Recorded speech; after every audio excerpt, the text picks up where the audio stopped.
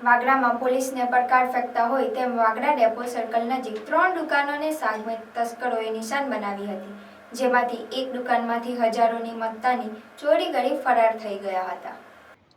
Vagra depot સર્કલથી બચ્ચો કા ઘર તરફ જતા મુખ્ય માર્ગ પર આવેલી 3 દુકાનોમાં ચોરીનો પ્રયાસ કરવામાં આવ્યો હતો।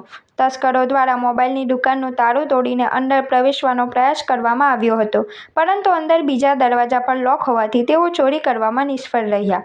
જો કે દુકાનને નુકસાન પહોંચાડવામાં આવ્યું છે। બીજી બાજુ અન્ય 2 દુકાનોમાં તસ્કરોએ પાછળથી પતરું ઓજાર વડે કાપીને અંદર પ્રવેશી ગયા, જેમાંથી એક દુકાન ચિકન સેન્ટરની હતી, જ્યાંથી હજારો રૂપિયાની મત્તા ચોરાઈ ગઈ છે। બીજી દુકાનનું શું ચોરાયું છે તેની વિગતો હજુ સુધી બહાર આવી નથી, કારણ કે દુકાન માલિકે તપાસ કરી રહ્યા છે।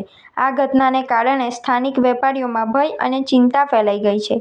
તેઓએ પોલીસ પાસે રાત્રિ પેટ્રોલિંગ વધારવાની અને આરોપીઓને ઝડપથી પકડી પાડવાની માંગ કરી છે।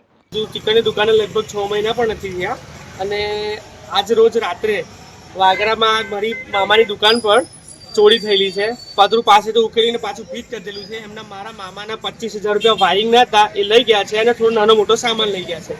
અને આજુબાજુમાં દુકાનો ખુલી તો છે જ, એમને ખબર નથી હજુ દુકાનો ખુલી નથી। ધીરે ધીરે કરી જેમ જેમ દુકાન ખુલે છે તેમ તેમ ખ્યાલ આવે છે કે ચોરી થયેલી છે। અને વાગરામાં હોમગાર્ડ ડેપો પર બેસી રહે છે, તો અહીંયા આગળ રનિંગ આઉટમાં કોઈ આવતું નથી। નાઇટમાં પેટ્રોલિંગમાં ગાડી બાડી કોઈ ફરતી હોય પોલીસની તો ખ્યાલ આવે। આ ચોરી આટલી બધી લાઇનમાં લગભગ 7-8 દુકાનો તૂટી છે। સામે પેલા ઇમરાનભાઈ મોબાઈલ વાળાની બી તૂટેલી છે, એમનું શટર ઓપન કર્યું છે પણ કાચના લીધે તોડ્યું નથી અંદર, એટલે એમનું બચી ગયું છે।